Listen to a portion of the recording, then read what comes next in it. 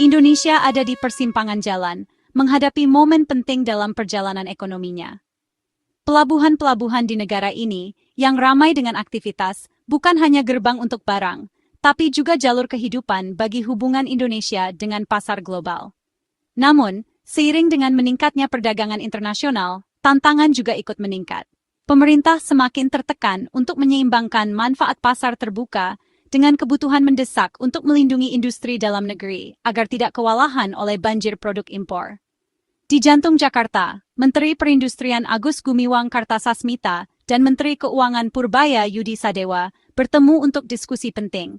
Agenda mereka membuat kebijakan impor transformatif yang akan membentuk masa depan ekonomi Indonesia. Ini bukan sekadar rapat birokrasi biasa. Ini adalah dialog strategis yang dapat mengubah arah bangsa selama bertahun-tahun yang akan datang. Yang utama dalam perdebatan mereka adalah relokasi strategis titik masuk impor, yang dikenal secara lokal sebagai pelabuhan impor. Dengan mengalihkan tempat masuk barang ke negara ini, pemerintah bertujuan untuk memantau dan mengontrol aliran impor dengan lebih baik. Langkah ini dirancang untuk melindungi industri lokal dari persaingan tidak sehat, memastikan bahwa produk Indonesia tidak tersingkir oleh alternatif asing yang lebih murah. Pemeriksaan bea cukai akan menjadi lebih ketat, dengan fokus baru pada kualitas dan kepatuhan. Tapi kebijakan ini lebih dari sekadar logistik. Ini adalah upaya yang diperhitungkan untuk memberdayakan produsen Indonesia, memberi mereka ruang gerak yang mereka butuhkan untuk berinovasi dan tumbuh. Bagi jutaan pekerja di lantai pabrik di seluruh Nusantara, perubahan ini bisa berarti keamanan kerja yang lebih besar dan peluang baru. Visi pemerintah jelas, untuk menumbuhkan sektor industri yang kuat yang dapat bersaing di panggung dunia sambil menjaga mata pencarian di dalam negeri.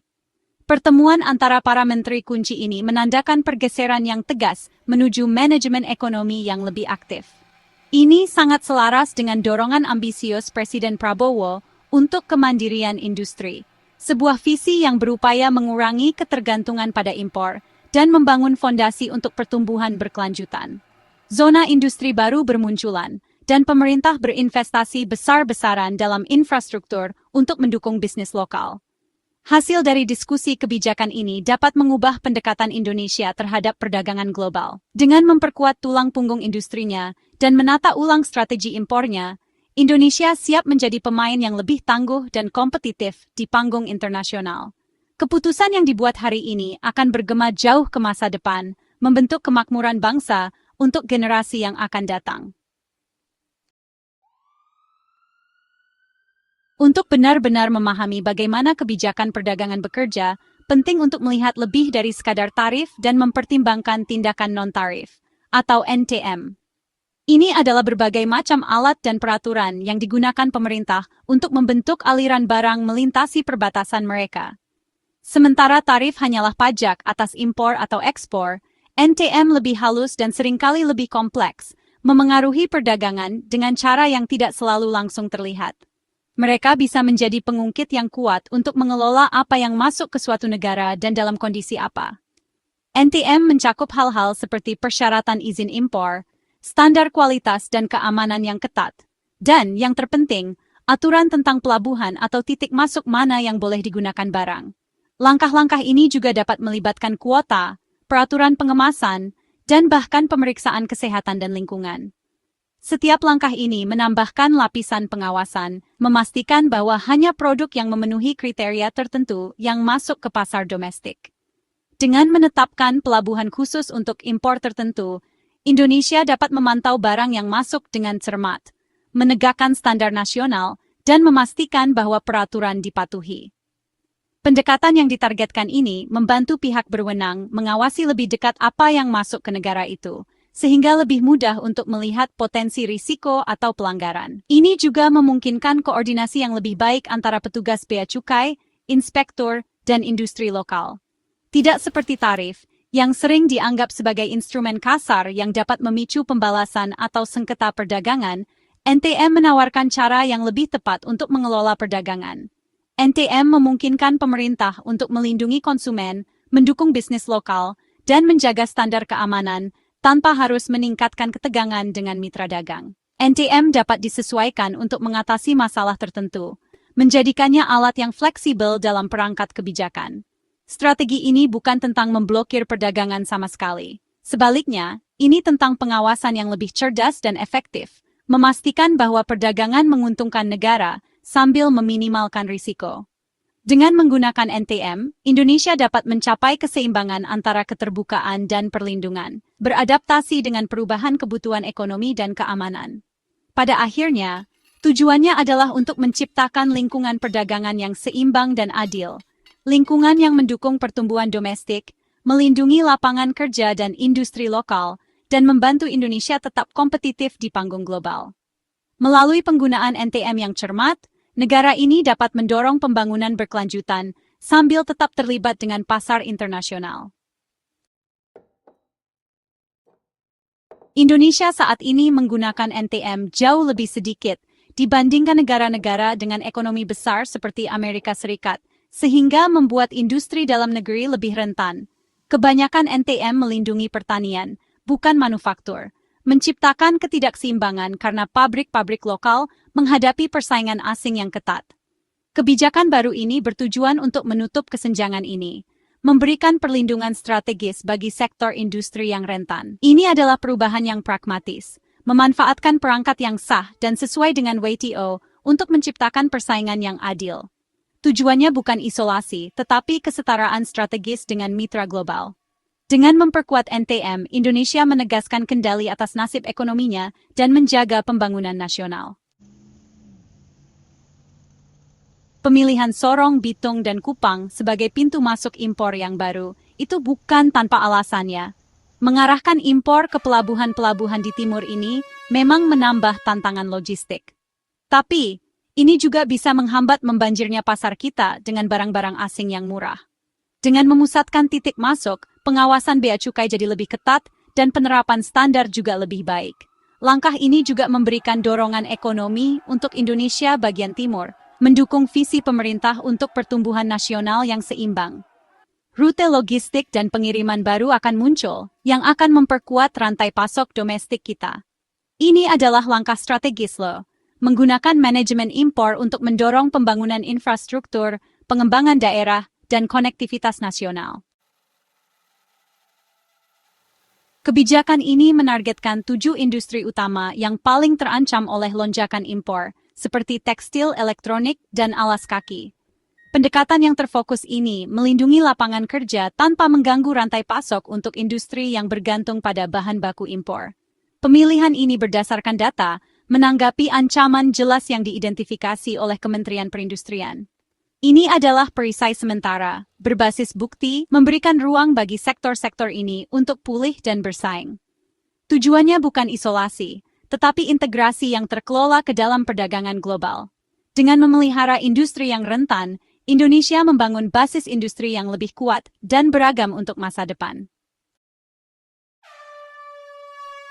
Pemindahan pintu masuk impor akan memicu kegiatan ekonomi di Sorong, Bitung, dan Kupang. Peningkatan lalu lintas pelabuhan berarti lebih banyak pekerjaan, bisnis baru, dan dorongan untuk layanan lokal. Efek berantai ini akan menarik investasi, mendorong klaster industri, dan mendiversifikasi ekonomi regional. Logistik yang lebih baik akan membuat daerah-daerah ini lebih menarik untuk manufaktur dan distribusi. Ini lebih dari sekadar kebijakan perdagangan. Ini adalah katalisator untuk pertumbuhan jangka panjang yang adil di Indonesia Timur. Tujuannya adalah pusat kemakmuran baru yang membantu menutup kesenjangan pembangunan secara nasional. Mengalihkan impor ke wilayah timur, menciptakan lonjakan permintaan untuk pengiriman berbendera Indonesia. Kapal-kapal domestik akan mengangkut barang dari pelabuhan timur ke pasar-pasar utama, menghidupkan kembali industri pelayaran nasional. Perubahan ini mendorong investasi pada kapal baru, pembuatan kapal, dan layanan maritim. Sektor pelayaran yang lebih kuat berarti kendali yang lebih besar atas rantai pasokan dan ketergantungan yang lebih sedikit pada operator asing. Kebijakan ini memicu umpan balik positif. Pertumbuhan pelayaran mendorong pembuatan kapal, lapangan kerja, dan inovasi maritim. Ini adalah langkah berani menuju terwujudnya visi Indonesia sebagai kekuatan maritim global. Kebijakan ini adalah tindakan penyeimbang, mengerem impor yang merugikan tanpa mencekik perdagangan penting. Hanya 7 sektor rentan yang terpengaruh. Bahan baku dan komponen berteknologi tinggi masih mengalir bebas. Perbedaan ini memastikan impor produktif terus berlanjut, mendukung manufaktur dalam negeri. NTM seperti titik masuk yang ditentukan sesuai dengan WTO, menargetkan gangguan pasar, bukan proteksionisme. Keberhasilan bergantung pada implementasi yang cermat dan koordinasi antar kementerian. Tujuannya, industri yang tangguh dan kompetitif yang diuntungkan dari perdagangan global sambil melindungi kepentingan nasional.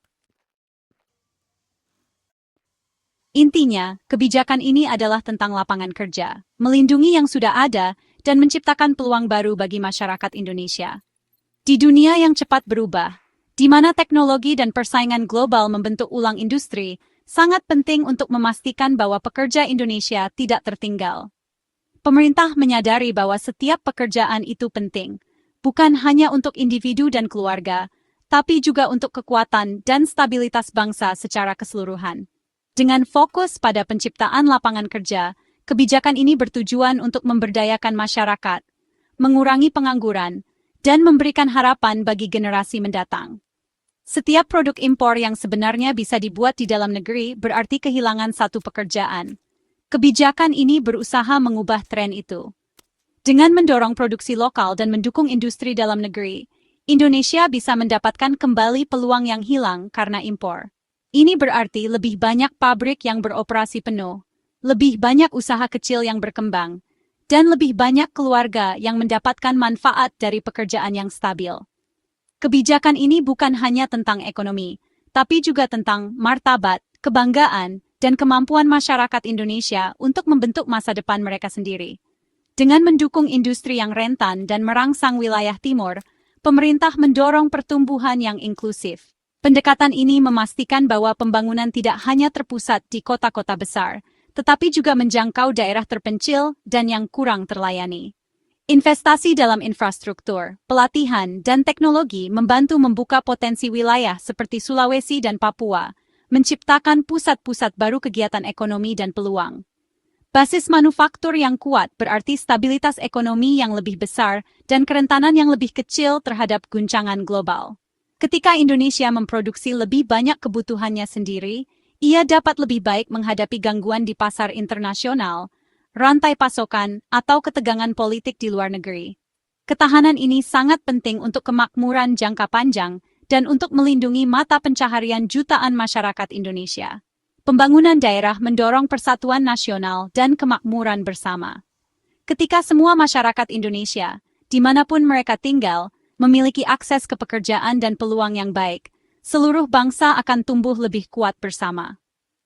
Rasa tujuan bersama dan kolaborasi ini adalah inti dari visi Indonesia untuk masa depan. Pada akhirnya, ini adalah investasi dalam kemandirian dan ketahanan Indonesia. Dengan membangun industri lokal dan mendukung talenta dalam negeri, negara dapat mengurangi ketergantungannya pada barang-barang asing dan menentukan jalannya sendiri. Strategi ini tidak hanya memperkuat ekonomi, tetapi juga membangun kepercayaan diri dan kebanggaan di kalangan masyarakat Indonesia. Langkah-langkah berani pemerintah ini bertujuan untuk mengamankan masa depan yang lebih cerah dan lebih adil bagi seluruh masyarakat Indonesia.